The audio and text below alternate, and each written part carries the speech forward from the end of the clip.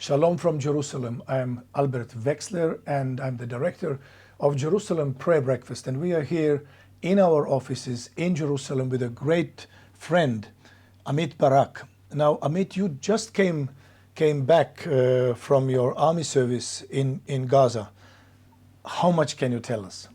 Well, I can tell you that we did and still doing very important thing, and that's how we felt when we fought inside Gaza. We understand that we have no choice. We need to fight this evil terror, and I can say that we did the best we could until the last minute, until we crossed the border from Gaza to the state of Israel. Well, Amit, you have been quite known by your work with Arab Christians here in the land. Of course, you reach out to all the Christians, but I think what makes you very unique is the work you started doing with Father Gabriel Nadaf, but then you have continued this work encouraging the Arab Christians to join the IDF. Yes, that's true. I started about 10 years ago with Father Gabriel Nadaf. I was his project manager for 5 years. And in the last years, we established together, I did it together with Elias Zarina and few other Jews and Christians, a small organization in Jerusalem that focus more on the Christians in Jerusalem. Now I prefer to call them Arabic-speaking Christians because part of this all historical change, I would say, among the Arabic-speaking Christians in Israel is not only the idea to volunteer to the IDF. They are not obligated by law to serve. They are allowed to volunteer, but it's not only to volunteer to serve in the IDF or national service and to feel part of the state of Israel, of the Israeli society. It's also what happened during this process is that they started to ask themselves, who are we? What the roots are? And they found out, we found out by reading and studying more and more that actually the Christians which we today call Arab Christians, originally the roots, most of them, majority of them, are not Arabs. They were here before, they were not Arabs. When Islam, they occupied the land and they brought the Arabic, the language slowly pushed the Aramaic and the Greek and the Hebrew. And the Arabic brought also the culture of the Arabs, the Muslim culture, the Muslim faith. And that's how we can say from the, let's say, 8th century, the Arabs came here, the Muslims came here in the 7th century. From, I would say, the 8th century, maybe that time people could hear for the first time the term Arab Christians, but they are actually not Arabs originally. Aramaic, and some others as well, but they were Arabized. Hundreds of years they were Arabized.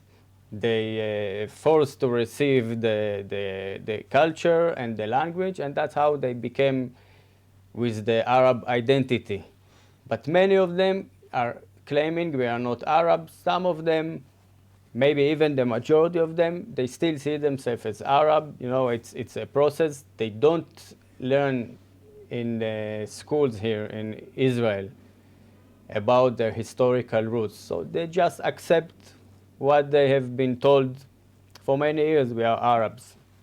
Now, the Arabic-speaking Christians, as you prefer to refer to them, they are actually in a very difficult place in many ways because Israelis, the Jewish people, don't perceive them necessarily as Christians or friendly.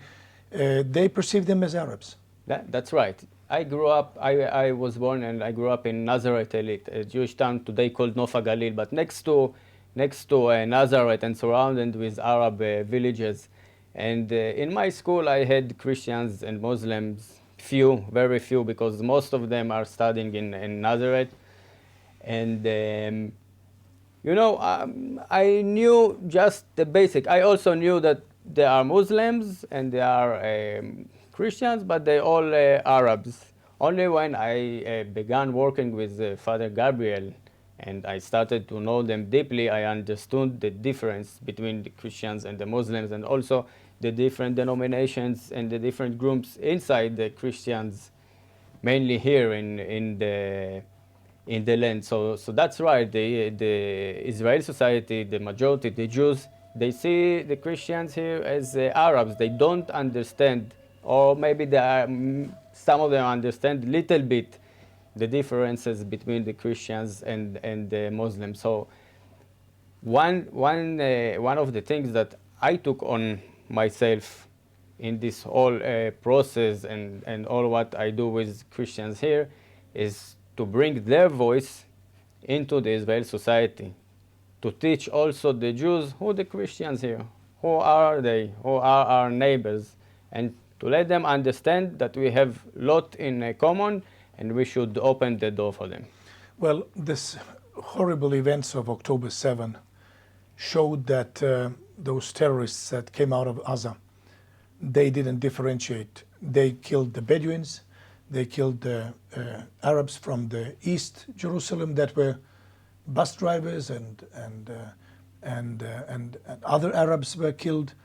How do they look at this, the Arabic-speaking Christians? How do they look at the October 7 events?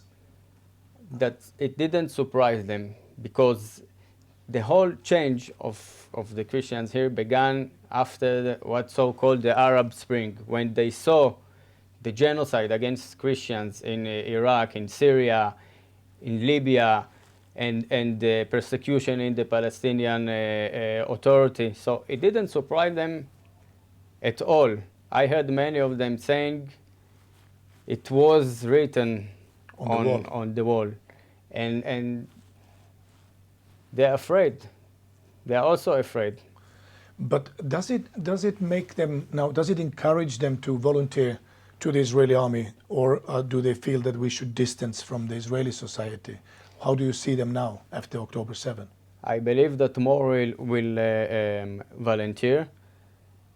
I can tell you that I was asked after the guarding wall in 2021, May 2021, the riots among the Arabs here in Israel, and that round with Gaza, I was asked whether Christians will continue to volunteer, or the same question that you ask me now.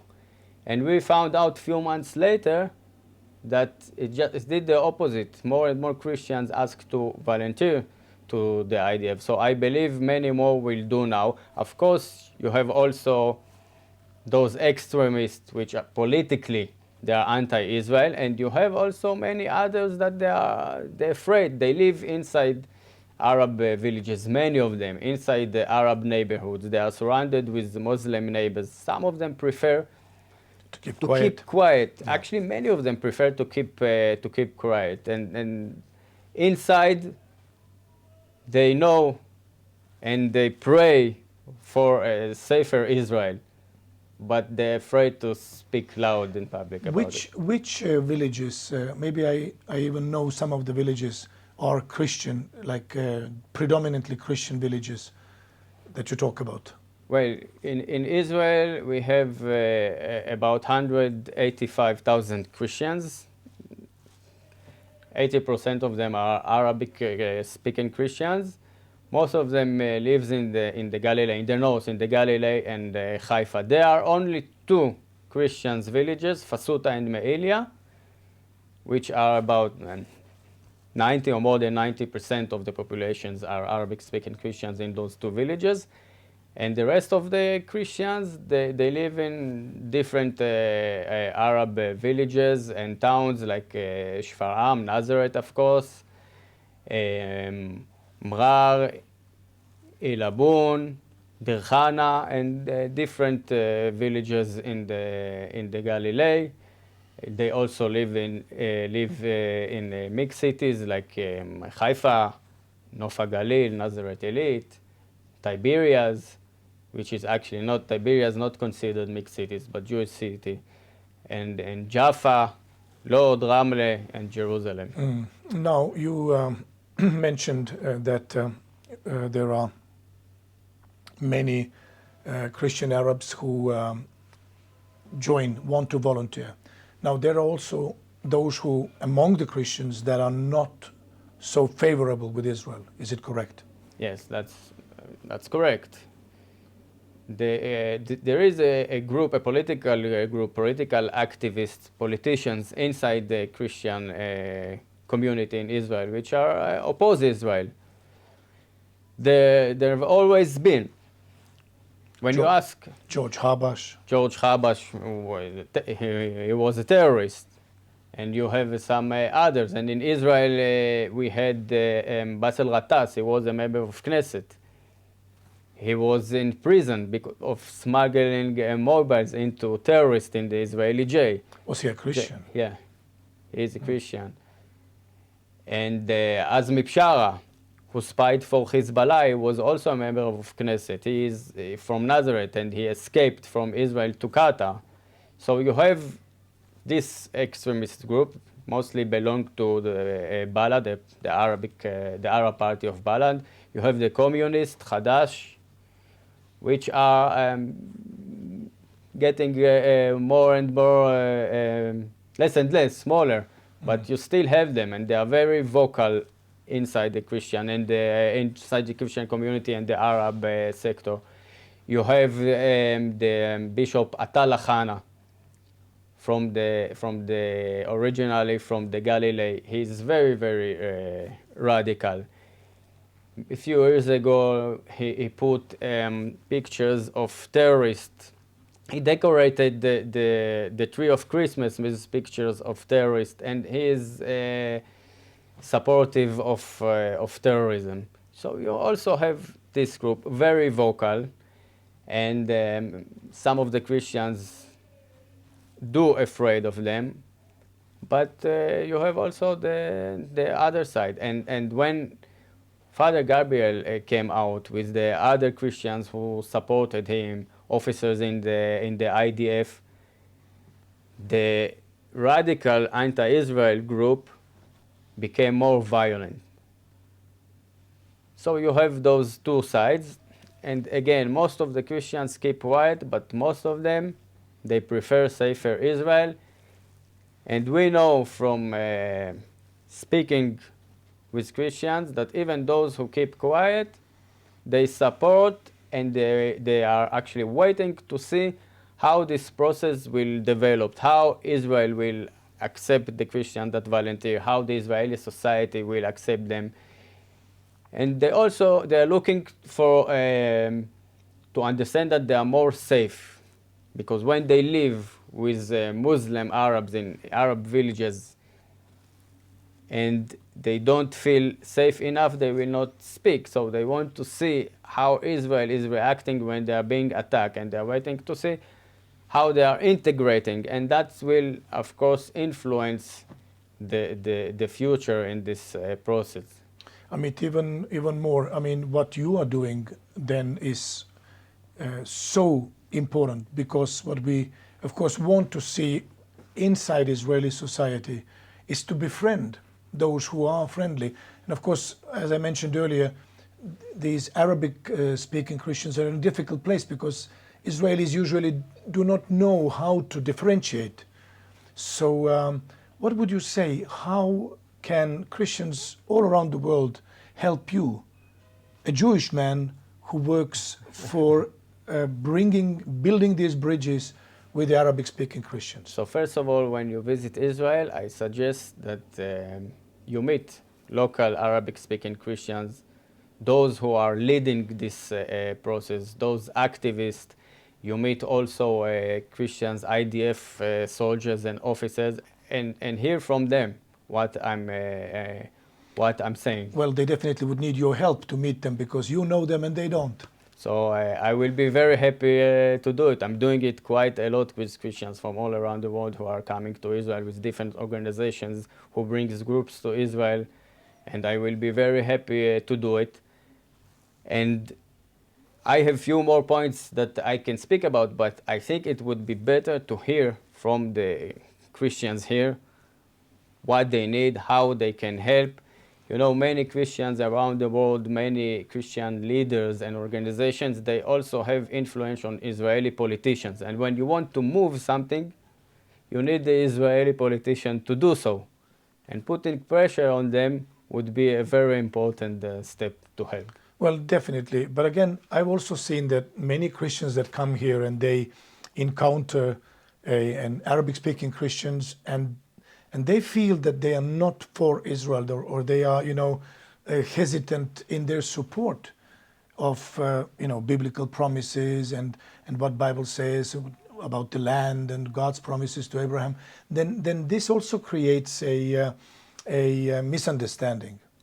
So first we have to understand that most of the Christians here are from different denominations, mostly Catholics and Orthodox. So that's different what they heard in their schools, in the private schools. Many of the Christians, they are sending the kids to private schools of the churches here. The Christian community in Israel, they are the most educated in Israel thanks to the private educational system of the churches, which they are very proud on this system. But also in those schools of the churches, they don't teach them their history, their roots, who they were. So they are lack of knowledge, of information. Many of them also, they don't visit, they don't practice church every Sunday. Many of them, like many of the Jews here in Israel, only during holidays, some of them visit holidays, Yom Kippur. I mean the Jews, yes. And the same with the Christians, only Christmas and Easter, and maybe more are visiting the church, but they celebrate inside the family. So they really lack of knowledge about the common values, the common roots of Jews and Christians in the land. That's the reason why the Palestinian Authority, why Mahmoud Abbas, Abu Mazen, you can hear him many times speaking about Jesus who was a Palestinian. Yeah, what a joke. What a joke. But again, I mean, I've seen also now Israeli Foreign Ministry and many our politicians confirm and say, no, Jesus was born Jewish and he's one of us. Yeah, and so they have to admit this. That's true, and more and more Christians here in the land say the same. They just, no one ever told them about it here in school or in the churches, in private schools of the churches. It's lack of knowledge. I was speaking once with a Christian from Ramallah on the street of the old city of Jerusalem, and when I told them about it, but if you read the Bible, if you learn the history, you should know that Jesus was born in Jewish Bethlehem. He was born to a Jewish family.